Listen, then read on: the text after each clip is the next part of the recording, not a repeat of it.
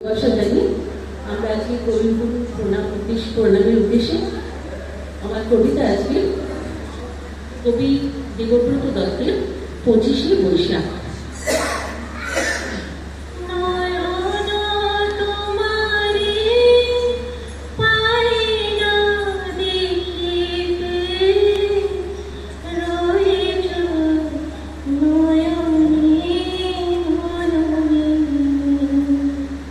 চতুর্দিকে ধূপের ধোঁয়া, বাজছে কোথাও শাঁখ, ক্যালেন্ডারে চোখ চলে যায় 25শে বৈশাখ।